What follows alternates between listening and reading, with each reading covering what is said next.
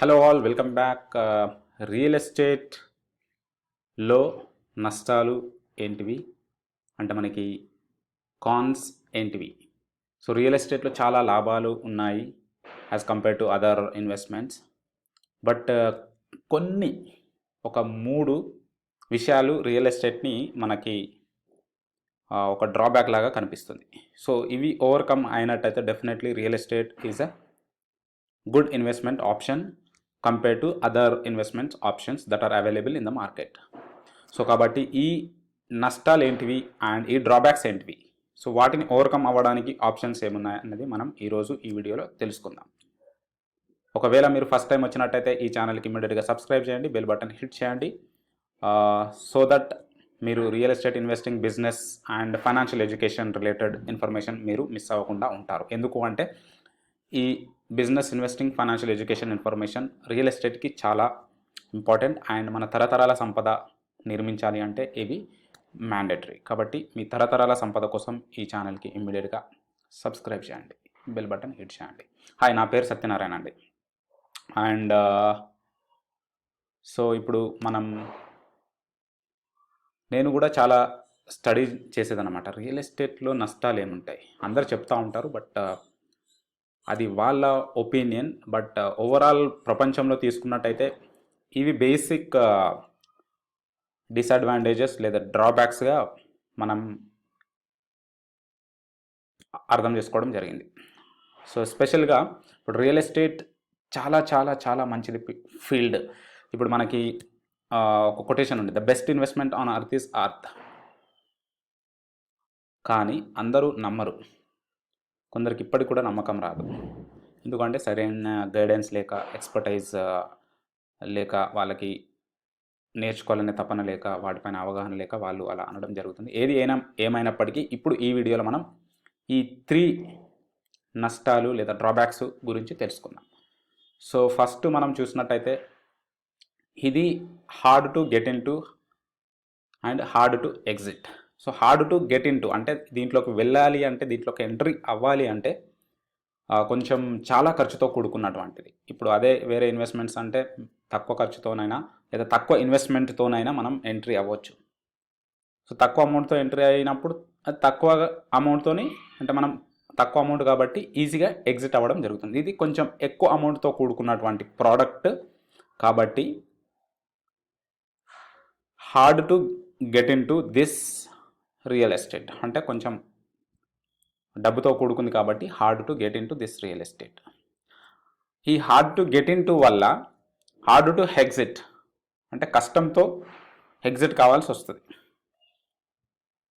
ఎందుకు అంటే అమౌంట్తో కూడుకున్నటువంటిది. ఎవరు కానీ అంత ఈజీగా డబ్బులు పెట్టరు. ఇప్పుడు మీరు ఇన్వెస్ట్మెంట్ చేయాలి అన్నా మీ దగ్గర ఈరోజు డబ్బులు వచ్చి వెంటనే పెట్టేశారా? లేదు. It will take time to enter in to real estate and it will take time to exit also. So కాబట్టి ఈ ఎంట్రీ ఎగ్జిట్ పాయింట్ అనేది వేరే కంపేర్ టు అదర్ ఇన్వెస్ట్మెంట్స్ ఇది కొంచెం కష్టంగానే ఉంటుంది. సో ఇది మనం దీన్ని డైజెస్ట్ చేసుకున్నట్టయితే, ఈ డ్రాబ్యాక్ మనం అర్థం చేసుకున్నట్టయితే డెఫినెట్లీ ఇది ఒక మీకు అడ్డంకిగా ఉండదు. సో దీనికి కూడా ఆప్షన్స్ ఉన్నాయి. సో లాంగ్ టర్మ్లో ఇది డెఫినెట్గా బెనిఫిట్ అవుతుంది. సో షార్ట్ టర్మ్లో ఇప్పుడు buyers zone, sellers zone, so ఇలా మనకి ఎమర్జింగ్ మార్కెట్స్, సో ఇలా వీటిని పట్టుకొని ఎప్పుడు కొనాలి ఎప్పుడు అమ్మాలన్నది మనకు అర్థమైనట్టు definitely there will be a lot of scope for this. And due diligence అంటే మనము దీన్ని ఈజీగా ఫైండ్ అవుట్ చేయలేము, ఈజీగా అనలైజ్ చేయలేము అండ్ ఈజీగా కొనలేము, ఈజీగా మనం రిజిస్ట్రేషన్ ఇమ్మీడియట్గా చేసుకోలేము అండ్ ఫైనాన్సింగ్ కూడా కొంచెం టైం తీసుకుంటాయి. అంటే టైం ల్యాగ్ అనేది ఎక్కువ ఉంటుంది ఈ ప్రాసెస్లో, finding, analyzing and buying. Overall real ఎస్టేట్ని మాట్లాడేది. So including commercial, residential, industrial, all ఆస్పెక్ట్స్లో with respect to total industry ఈ పాయింట్స్ మీ ముందుకు తీసుకురావడం జరిగింది. అండ్ కాబట్టి it is a time lagging process. So దీన్నే డ్యూ డిలిజెన్స్ అంటాం మనం. సో ఈ ప్రాసెస్ క్లియర్ అవుతే కానీ నెక్స్ట్ మనం గ్రోత్ని ఆశించడానికి కొంచెం బాగుంటుంది. లేదంటే ఇక్కడ ఆగిపోయే వాళ్ళు చాలామంది ఉంటారు. సో ఇది కూడా ఒక డ్రాబ్యాక్ లాగా మనకి ఉంటుంది. ఇందులో కూడా లీగాలిటీ కూడా ఉంటుంది. సో లీగాలిటీ ఇష్యూస్లో మనం ఉన్నట్టయితే again it is difficult afterwards. మీరు ఇన్వెస్ట్ చేసిన తర్వాత ఏదైనా ఒక లీగల్ ఇష్యూ రైజ్ అయింది అంటే యూ కెనాట్ మేనేజ్ ప్రాపర్టీ, అంటే మీరు ఈ ప్రాపర్టీ మీదే అని క్లెయిమ్ చేయడానికి కూడా ఇబ్బంది అవుతుంది. అండ్ మీరు అనుకున్న పర్పస్కి మీరు ఈ ప్రాపర్టీని వాడుకోలేకపోవచ్చు. కాబట్టి ఇమ్మీడియట్గా మనం అర్థం చేసుకోవాల్సింది ఏంటి అంటే టైం ల్యాగ్ అనేది ఇక్కడ ఉంటుంది. సో కాబట్టి ఫైండింగ్ కానీ అనలైజింగ్ కానీ అండ్ బయింగ్ కానీ ఇట్ విల్ టేక్ టైం. ఫైనాన్సింగ్తో అండ్ లీగాలిటీ ఇవన్నీ కూడా వెరిఫై చేసుకోవాలి. అండ్ ఫైనాన్సింగ్ కూడా మనం చూసుకోవాలి. And third point, so third ఆస్పెక్ట్స్లో మనం అంటే పాయింట్ చూసినట్టయితే management of property. Suppose you have a rental property, it is tough to manage. సడన్గా ఏదన్నా రిపేర్స్ రావడం, సడన్గా మీరు కంపల్సరీ దాన్ని చూడలేకపోతే టెనెంట్స్ దాన్ని కరెక్ట్గా మెయింటైన్ చేయలేకపోవచ్చు. సో ఇలాంటివన్నీ కూడా మనకి ఎదురవ్వడం జరుగుతుంది. సో మెయింటెనెన్స్ అనేది it is a hard part. So కాబట్టి ఈ రియల్ ఎస్టేట్ కొంతమంది డ్రాబ్యాక్గా చూస్తారు. కానీ ఇవి ఎలా చేయాలో తెలుసుకున్నట్టయితే definitely there will not be a big problem, లేదా ఇది ఒక డ్రాబ్యాక్ లాగా కాకుండా ఇది ఒక ఆపర్చునిటీ లాగా తీసుకొని, అండ్ ఒబ్వియస్గా any investment has its own advantages, disadvantages. So ఇవి రియల్ ఎస్టేట్లో ఉన్నటువంటి డిసడ్వాంటేజెస్. అండ్ మీరు ఒకవేళ ఇంకేదైనా మిస్ అయినాయి అనుకుంటే డెఫినెట్గా ఇవైతే 3 ఓవరాల్ ఆస్పెక్ట్స్లో చూసినట్టయితే, సో వీటిని ఇంకా డీప్గా వెళ్తే ఇక అన్ని చిన్న చిన్నవి డ్రాబ్యాక్స్ అనేది మనం అర్థం చేసుకోవచ్చు. సో కాబట్టి ఒకవేళ మీరు రియల్ ఎస్టేట్లో ఇన్వెస్ట్మెంట్ చేయాలి అనుకుంటే ఇవి ఖచ్చితంగా అర్థం చేసుకోవాలి. అండ్ దీనికి కూడా సొల్యూషన్స్ ఉన్నాయి. సపోజ్ ఇప్పుడు ఫస్ట్ టైం అన్నాం hard to get in to real estate. Yes, ఇప్పుడు మీరు పెద్ద పెద్ద ప్రాపర్టీ ఆల్రెడీ డెవలప్ అయిన సిటీలో మీరు ఇన్వెస్ట్మెంట్ చేయాలి అనుకుంటే ఇట్ ఈస్ బిగ్ టాస్క్. అదే మీరు ఇన్వెస్ట్మెంట్ ఎమర్జింగ్ మార్కెట్స్లోకి వెళ్తే యూ కెన్ అఫోర్డ్ ప్రాపర్టీస్, అంటే అఫోర్డబిలిటీ అనేది ఉంటుంది. సో అలాంటి ప్రాంతాల్లో మీరు ఇన్వెస్ట్మెంట్ చేయొచ్చు, like open plots. So city మనకి పరిధిలో కాబోయే సిటీ ప్రాంతాల్లో మీరు ఇన్వెస్ట్మెంట్ చేసినట్టయితే definitely it will have huge advantage. ఈ డ్రాబ్యాక్ని మీరు ఈజీగా ఓవర్కమ్ కావచ్చు.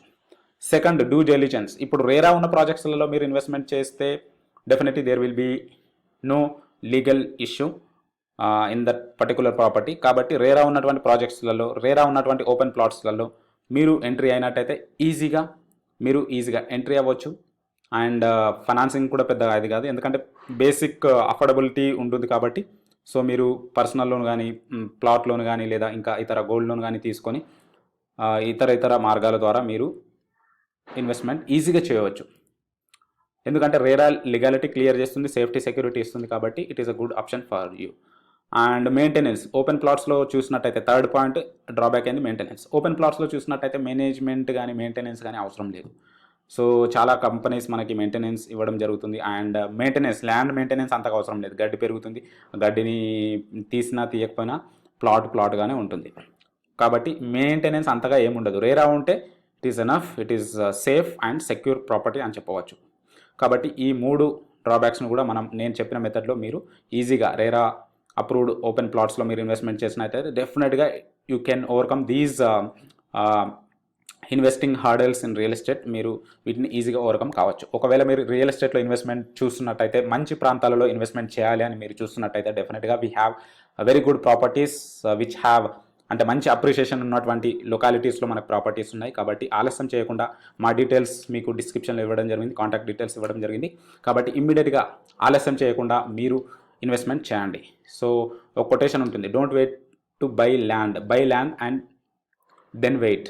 ఎస్, సో ల్యాండ్ కొనడానికి ఆలస్యం చేయకండి, ల్యాండ్ కొన్న తర్వాత వేసి ఉండండి. ఎందుకంటే మీరు రిటర్న్స్ ఎక్కువగా పొందుతారు. కాబట్టి ఆలస్యం చేయకుండా ఇమ్మీడియట్గా మీరు మాకు రీచ్ అవ్వండి. మీ యొక్క ప్రాపర్టీని ఈ ప్రాబ్లమ్స్ నుంచి ఓవర్కమ్ అయ్యి ఈజీగా మీరు మెయింటెనెన్స్ కానీ ఎలాంటి అనాలిసిస్ లేకుండా ఈజీగా, ఎందుకంటే సేఫ్టీ సెక్యూరిటీ ఈజ్ చాలా చాలా ఇంపార్టెంట్ రియల్ ఎస్టేట్. సో అలాంటి సేఫ్టీ సెక్యూరిటీ ఉన్నటువంటి రేరా అప్రూవ్డ్ ప్రాజెక్ట్స్లలో మీకు ఇవ్వడం మీకు ప్రాపర్టీ మీ సొంతం చేసుకోవడం జరుగుతుంది. అదే కాకుండా మనకి ఈజీగా మీరు అఫోర్డబుల్ ప్రాపర్టీస్ ఉంటాయి రేరా అండ్ ఈ ఇన్వెస్ట్మెంట్ ప్రాంతాల్లో ఓపెన్ ప్లాట్స్లలో చూసినట్టయితే. కాబట్టి compare to other investments in real estate, open plots most affordable, suitable for high growth and appreciation. Thank you so much. ఒకవేళ మీరు ఇంకేదైనా పాయింట్ మిస్ అయిందంటే కామెంట్ బాక్స్లో దయచేసి కామెంట్ చేయండి. అండ్ ఒకవేళ మీరు రియల్ ఎస్టేట్ బిజినెస్ని పార్ట్ టైమ్గా ఫుల్ టైమ్గా స్టార్ట్ చేయాలనుకుంటే ఇమ్మీడియట్గా మీరు మాకు రీచ్ అవ్వండి. మీ జాబ్కి, ప్రొఫెషన్కి డిస్టర్బ్ కాకుండా రియల్ ఎస్టేట్ బిజినెస్ని పార్ట్ టైమ్గా ఫుల్ టైమ్గా మీరు స్టార్ట్ చేయవచ్చు. కాబట్టి ఇమ్మీడియట్గా రీచ్ అవ్వండి. ఒకవేళ మీరు ఇంకా సబ్స్క్రైబ్ చేయకపోతే ఈ ఛానల్కి దయచేసి ఇమ్మీడియట్గా సబ్స్క్రైబ్ చేయండి. It is for free. And మీ ఫ్రెండ్స్ అండ్ ఫ్యామిలీ మెంబర్స్ కూడా ఈ వీడియోని దయచేసి షేర్ చేయండి. Thank you so much. Stay tune. See in the next video. Bye bye.